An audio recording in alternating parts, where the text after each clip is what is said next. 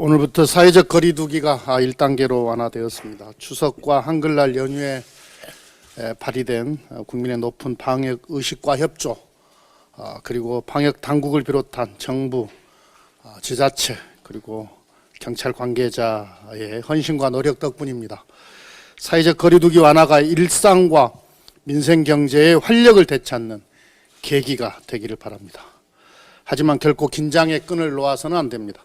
한순간의 방심과 허점으로 언제든 방역이 뚫릴 가능성이 있기 때문입니다. 사회적 거리두기 1단계는 방역과 경제활동을 병행해야 하는 새로운 생활방역으로의 전환입니다. 경제를 위해서도 방역이 우선시 돼야 합니다. 마스크 착용, 손 씻기 등 방역수칙의 전 국민 생활화가 필수적입니다.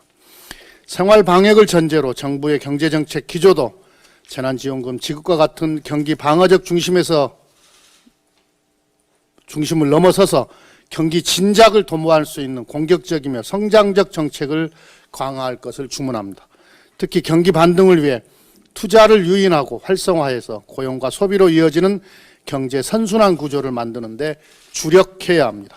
최근 금융투자업계에 따르면 상장 첫날인 7일 개인 투자자들이 순매수한 K뉴딜 시리즈 ETF 5종목의 금액은 총 354억 원에 달한다고 합니다. 정부는 디지털 그린 뉴딜에 민간이 대규모 투자에 참여할 수 있도록 뉴딜 펀드의 성공적 조성 및 투자를 위해 투자 가이드 마련과 현장 애로 해소 지원 체계 마련 등 후속 조치를 조속히 시행해 줄 것을 당부합니다. 민주당과 정부는 방역과 경제 모두 승리해서 세계에서 코로나19 위기를 가장 모범적으로 극복한 대한민국이 될 수 있도록 최선을 다하겠습니다. 온종일 돌봄 특별법을 두고 관련 주체들 간의 갈등이 있습니다.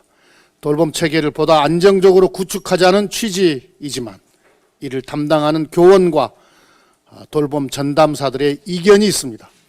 그동안 법적 근거가 부족한 상태에서 시행되며 누적되었던 불만과 갈등이 법률 제정을 앞두고 불거지는 것으로 이해합니다.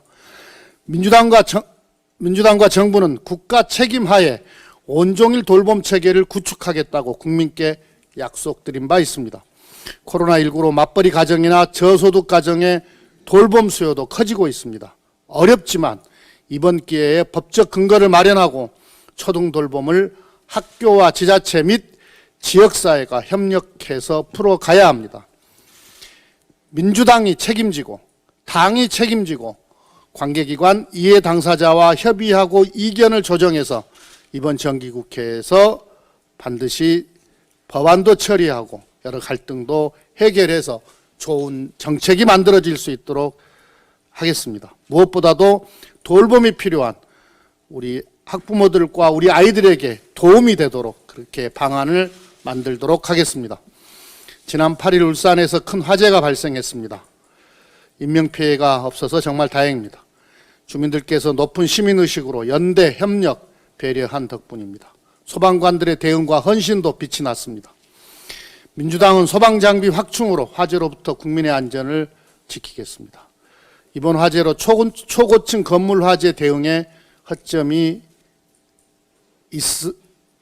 드러났습니다. 초고층 화재 진압에 필요한 70m 고가 사다리 차가 없어서 화재 진압에 상당한 시간이 걸리는 등 큰 어려움을 겪었습니다. 30층 이상 초고층 건물이 전국에 4,700곳 가까이 되지만 70m 고가 사다리 차는 전국에 10대뿐입니다. 초고층 건물이 증가하는 데 반해서 소방장비의 수준이 부족합니다. 소방장비가 제대로 갖춰져야만 화재로부터 우리 국민의 인명과 재산 그리고 소방관의 안전도 더 잘 지킬 수 있습니다. 민주당은 초고층 화재 진압 장비 마련 대책을 정부와 신속하게 협의해서 이번 정기국회 예산안에 반영하도록 하겠습니다.